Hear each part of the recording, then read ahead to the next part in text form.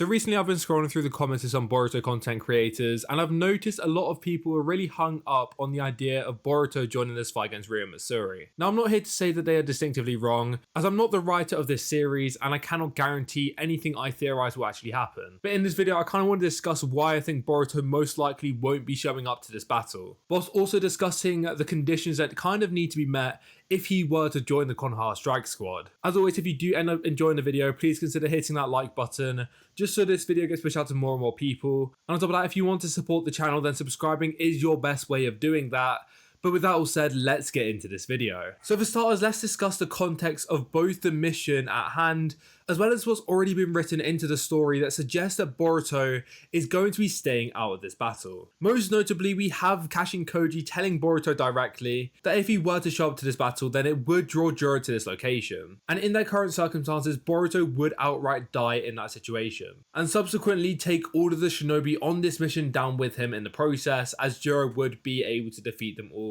with relative ease. This was something that even before this was written in the story directly, I kind of took as a given that if Boruto would show up, it's basically like going to make food when your dog is around. You could literally be boiling a pan of water and your dogs are literally going to be sat by your feet waiting for that food to drop onto the floor. Now, if you didn't understand that analogy, basically it's just Jura's going to show up as soon as Boruto is in any situation that he can see. Now, this may actually be something that Kashin Koji and Konoha play on later, where they can use Jura as a bait, allowing them to perhaps single off certain Shinju. But as it stands, Boruto, without the use of the Karma or the long-awaited Jougan awakening, stands absolutely no chance against the likes of Jura. And right now, I'd say Boruto scales to slightly above a Shinju's power level. However, in the moment where Kashin Koji told Boruto that under no circumstances is he to enter this battle, Boruto showed signs that despite this being a very stern warning, he can't bear the thought of his friends dying just to save him and being killed off by Jura. And we know that Boruto isn't the kind of character to sit around idly whilst his friends are in danger. So this is what I presume has sparked the idea that Boruto is going to go against Kashin Koji's words here and end up helping his comrades. Now this is a very interesting point, as it would be very in character for Boruto to ignore this warning from Kashin Koji. But on the other hand, it would also be interesting to see if during the time skip Boruto has taken a more level-headed approach to these kind of situations. We can actually comprehend that it may take a few sacrifices along the way, but in the grand scheme of things, these are necessary to ensure the safety of this world. And as a shinobi, that should be your top priority no matter what, and Boruto knows this. And I'm sure Kashin Koji has made Boruto very aware of his importance in the future. Where if Boruto was to die in this mission, then it would mean that even if he can save Sarada and the others in this instance, it won't matter because their demise will still be inevitable later down the line. But it's very common for shonen protagonists, especially people like Boruto or his father Naruto, to throw this out the window and make some wild attempt at a rescue mission that ends up working because that's just how shonen works. And I think Boruto's outburst where he is demanding Kashin Koji to tell him the success rate of this mission shows that he is still incapable of looking at the bigger picture at the cost of some of his comrades. Which, like I've been saying, Boruto is one of those shonen protagonists that takes the ideology that he must save everyone, otherwise the mission is a failure. And Kashin Koji is aware that if he were to tell Boruto that there is a low chance of success here, then Boruto would end up going to try and save these people on the mission. Hence why he's likely lying about the situation to Boruto, and I'm going to do an entire video dedicated to Boruto perhaps betraying Kashin Koji in order to save his allies, or maybe even the deeper reason why Kashin Koji won't tell Boruto the truth. But at the base level, it would be very in character, like I've discussed, for Boruto if he were to find out the truth of the situation, to want to go and help despite it putting his life and the world's future at grave risk. And that is why a lot of people think that Boruto will eventually show up to this battle. But I don't think it will go down like this. What instead I think would be far more effective to build on Boruto's character and to intensify the idea that he has grown tremendously, both in his mentality and also physically, would be to show him going to the resolve that his importance in the long term is more important than his feelings or attachment to these people, where he understands what Kashin Koji is telling him about the importance of him not dying to Jura. But at the same time, I also think that it will be very necessary to show the internal conflict in Boruto's mind, where it literally eats away at him when it comes to making the decision on whether to go to save his friends or staying to protect himself. And him coming to the resolve that it's best to trust in Kashin Koji could be a huge change in Boruto's character, which would show the gap that persists to grow in terms of the similarities between him and his father. As we know that Naruto would without question have gone to save his friends despite the circumstances at hand. But Boruto would show here that he isn't simply some clone of his father, and that he in fact has his own morals and resolves that he has gained through the experiences that he's gone through over the time, like omnipotence and losing Naruto, and all of these things that have molded him into an entirely different person. Now I can't really make my mind up on which route Boruto would take, as his actions continue to surprise me each chapter, but I think the more consistent and effective route would be for him to concede that urge to save everyone. However, I do think that there are other ways that we could potentially see both scenarios where Boruto makes the decision to join the battle, but doesn't actually end up going and dying to Jura. And I think there are two options here. One is Kashinkoji has to literally fight Boruto in order to stop him, or Kawaki joins the battle instead and manages to sway the fight in Konoha's favour. So when it comes to Kashinkoji fighting Boruto to stop him from going, I think that this would mainly work from a narrative perspective, where the two of them are forced to fight despite neither of them actually wanting to hurt each other. But them having majorly different resolves, it serves as the only option that is left for both of them to do, which would make for a beautiful fight which Boruto would obviously end up winning. And that's why I think this option is far less likely, as it would end up with Boruto joining the battle, which like I've already discussed, I just don't see happening. However, I must say I do foresee this battle taking place, which I want to discuss in a future video,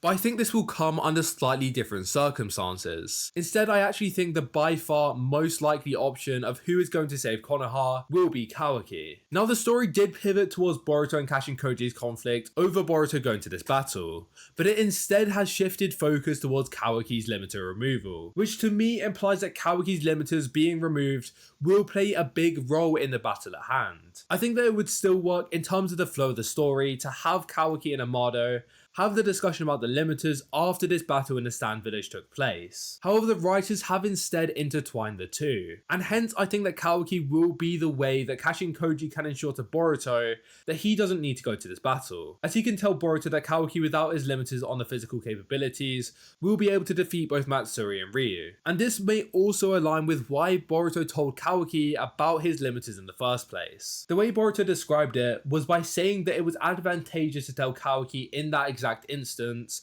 about the limiters Amado has put on him, obviously implying that Kashinkoji was the one that told Boruto that he needed to get to Kawaki somehow to relay this knowledge. This is because Kashinkoji could foresee that Kawaki would very quickly take action on Amado, leading him to eventually rescinding Kawaki's limiters. Boruto obviously made it seem like it was a coincidence that he met Kawaki in that situation, because otherwise it would make Kawaki a point of singularity, as he would become aware that Boruto has attained this knowledge from the future. But instead this was actually Kashinkoji's plan to defeat the Shinju in this scenario, as we know that Jura has absolutely no interest in Kawaki, and as a matter of fact he cannot even kill Kawaki as he is needed for Ten-Tail's food in the future, which makes Kawaki the perfect candidate to swoop in and save this mission from being a disaster, and hence why Kashinkoji organised the mission to go in this way, where rather than outright getting the Konoha shinobi to kill the Shinju, which he is more than aware they cannot do, he just needs them to stall while Amado and Kawaki have their altercation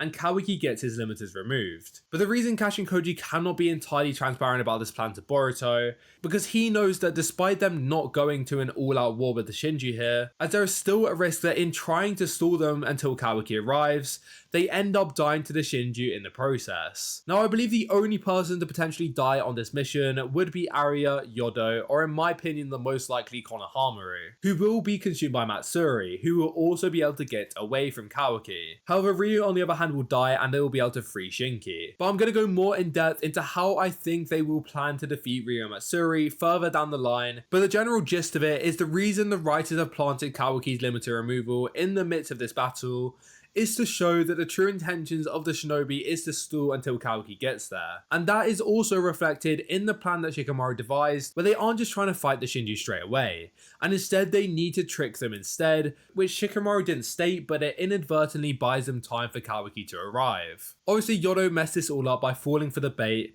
which may cause his mission to go downhill, which will be the reason that Konohamaru dies in this situation. And this will cause Kashinkoji to worry and Boruto will catch on and hence maybe that conflict will still happen between Boruto and Kashinkoji. But most importantly, with Kawaki showing up, it means that there'll be no need for Boruto to go, as I'm sure in order to showcase how strong Limitless Kawaki is, he will be able to handle both Shinju with ease, which will cause Matsuri to retreat and Ryu to likely die. And just a last point I want to make about why I really don't think Boruto is destined to actually go on this mission is because of the way Boruto 2 Blue Vortex is being written so far. Boruto Part 1, especially towards the end, entirely revolved around a maximum of 6 characters. Boruto, Kawaki, Ada, Damon, maybe Sarada, and Namado. But we all know that the cast of Boruto is much deeper than just 6 characters, and it served as a massive letdown chapter by chapter, where all the other characters in the series were sidelined for the majority of the show. However, 2 Blue Vortex has later rectified this mistake,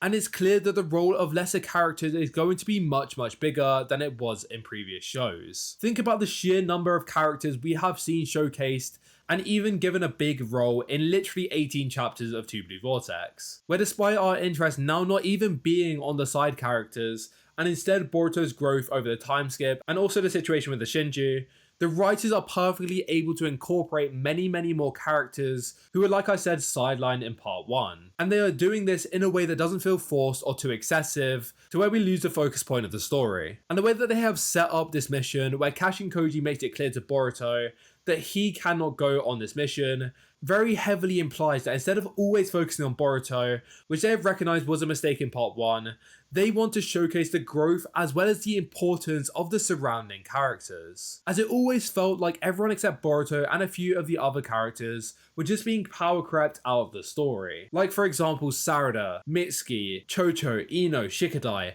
any of the Konoha 11 outside of Boruto. And so far 2 Blue Vortex is clearly showing us that these characters aren't just going to get fodderized by modern Boruto villains anymore. But if this mission was to once again revolve around solely Boruto, then the writer's message that this isn't just the Boruto show and the payoff for fans of these side characters would just simply not be there. Now don't get me wrong, I think Boruto can be incorporated into this Sand mission, but if he were to show up rather than having a conflict with Kashinkoji, it would, like I just described, just make it the Boruto show, which was a massive problem about part 1. So I know you guys are excited to see Boruto fight again, and see his potential, his power-ups, and how strong he has actually become, and all the stuff along with it, but I just ask you to be patient, let the writers cook, because trust me, it may not feel the best in the short term, but looking back at this story, the depth it has to offer will be unparalleled. And it'll do this by allowing side characters I forgot even existed, like Yodo and Arya, to have importance in the future. Trust me, Boruto's time will come, and it has come, and it has been, but put the damn jougan to the back of your mind for a bit, because for now, it's about damn time for the mangekyou. Anyways, that is going to be a wrap for this video. If you did enjoy, as always, make sure to smash that like button, just so this video gets pushed out to more and more people. Also, be sure to subscribe if you are enjoying the content at the moment. We are trying to upload every single day in February for you guys, so by subscribing, YouTube will know to recommend my videos to you when they drop, and it will also help out the channel tons. Make sure to leave your thoughts on this topic in the comments down below, and as always, with that all said, I hope you enjoyed, and I'll see you all in the next one. Goodbye.